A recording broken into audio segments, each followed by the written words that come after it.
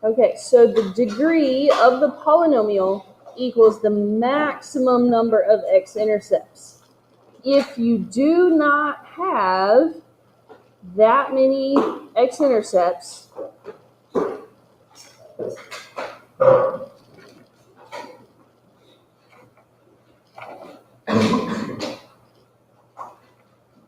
there are complex solutions.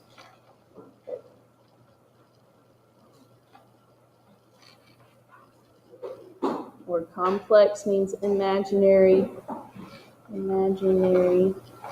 solutions. And those always come in pairs.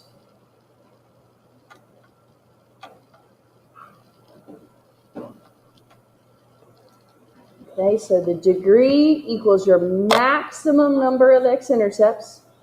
Okay, the maximum number that you'll have.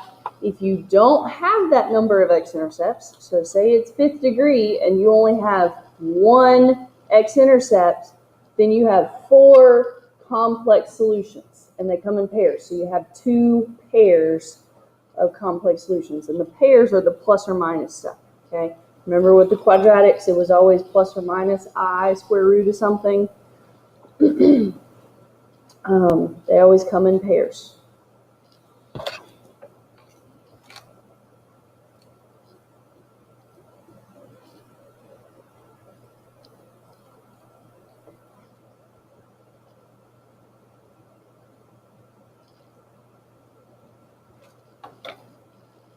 Okay, so the degree is the maximum number of x-intercepts. If you don't have that many, then you have complex solutions.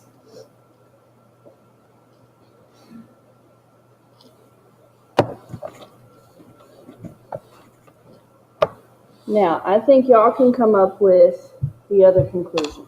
Okay, this was the harder one. I also wanted you to make a conclusion about the degree and the number of extrema, the total number of maximums and minimums. So look at your polynomials here, look at the degree, and count the number of maximums and minimums total. Okay, I don't want to know that there are 2 minimums and 1 maximum. I want to know total, so there are 3 extrema. See what the connection is there between the degree and the total number of extrema for each polynomial there.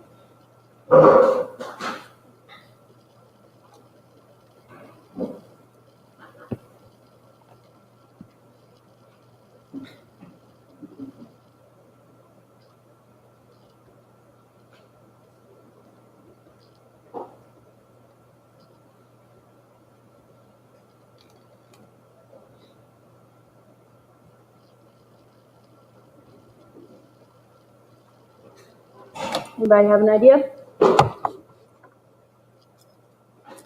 The degree and the total number of maximums and minimums. What does it look like?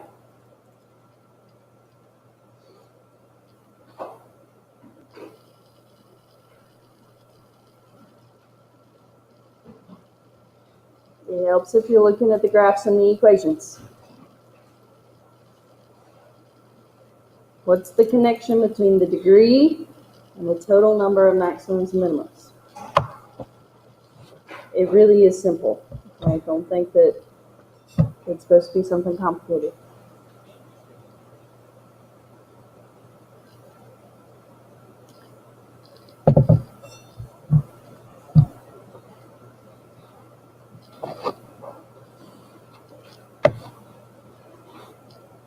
Anybody?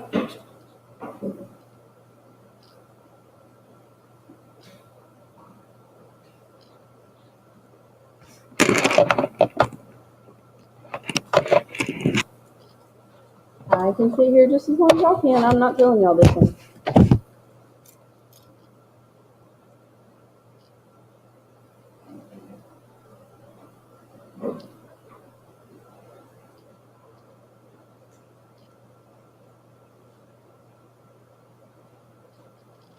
Look at number 6 again. Look at number 6. How many total maximums and minimums, peaks and valleys, whatever you want to call them, does the graph of number 6 have? 3. What's the degree of number 6? Anybody can say the number. What's the degree of number 6? What's the highest powered exponent? 4. All right.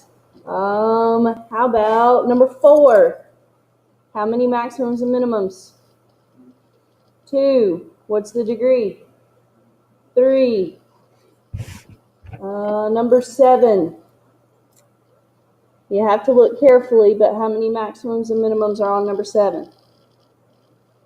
4. What's the degree? What's the highest powered exponent on number 7? 5. Okay. Number 8. How many maximums and minimums?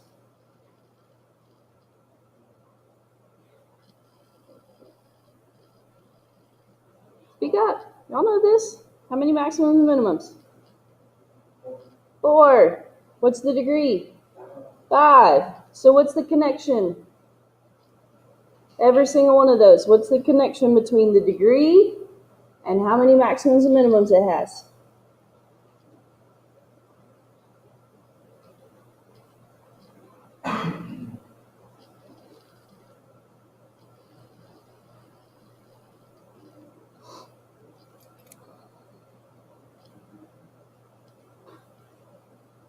Somebody knows. I know they know.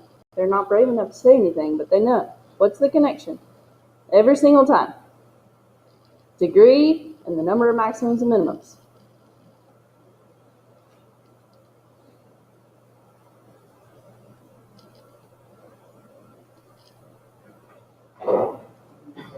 It's 1 less. Thank you. Thank you. It's the degree minus 1. So if you have a 10th degree polynomial, you expect to have 9 total maximums and minimums.